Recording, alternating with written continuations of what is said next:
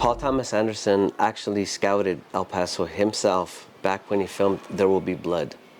So when he landed in the El Paso International Airport, he rented a car, he looked over, he saw downtown, he said, So he literally scouted himself and he fell in love with El Paso. And so he had it planned in his mind for years to come back. So that's the true backstory. And so here we are today.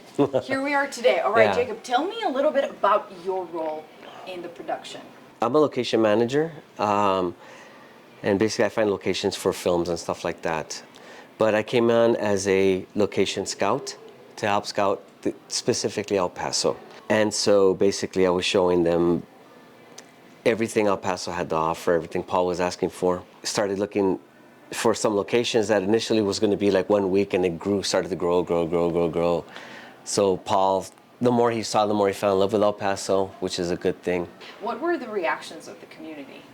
Well, first of all, we had to keep the media away because that was the tricky part, because we're filming in downtown El Paso, and when we have A-list actors like DiCaprio and Benicio del Toro and Sean Penn, there's always that safety concern for the actors. You know, they want to make sure that they're safe, but El Paso is the second safest city in the United States.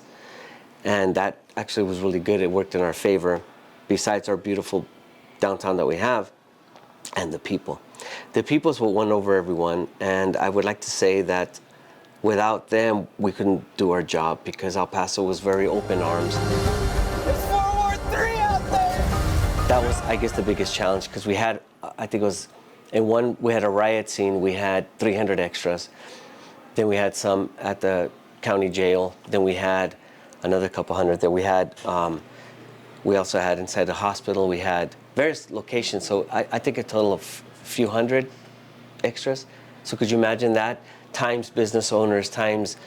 So I passed out a lot of business cards. So it was a lot of work, a lot of groundwork. Tell me, how was it hanging out with Paul Thomas Anderson? I know you told me that you guys became friends. You guys are close now. How was that whole experience for you? So it was actually kind of cool, because Paul was actually friends with everyone. He's such a nice person, so smart. He talked to everybody, just open-hearted. You know, he would walk around like all of us. We're sweating outside, scouting for 20-hour days on top of rooftops after rooftops. And I mean, he was just a normal guy. So Jacob, you also showed something to me, a letter that you received from Paul Thomas Anderson, thanking you specifically. How did that make you feel? So the letter was Paul Thomas Anderson and Florencia Martin, production designer. And this was their last day of filming. We did what's called dailies. And they gave me a gift, and they gave me this letter. And this is where I really was. I'm sorry, I have a little bit of coffee stained on it.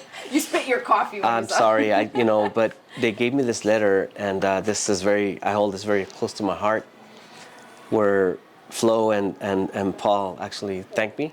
So I thought that was pretty cool. Very, very nice of them. I love that they call you Jacob, the King of El Paso. And last week at the premiere of the film right here at the Plaza Theater, unfortunately they couldn't make it, but they did send a really cool video as well. Can you tell me what was said in it? So basically, he's just telling everybody in El Paso thank you, and how much he loves El Paso, how he loves the Chihuahuas, you know, thanking everybody in El Paso, all the officials, and, you know, he just loves El Paso. Don't be surprised if he buys a house here. You know, hey, he loved El Paso. Great for us. He didn't want to leave. He loved, El Paso touched his heart.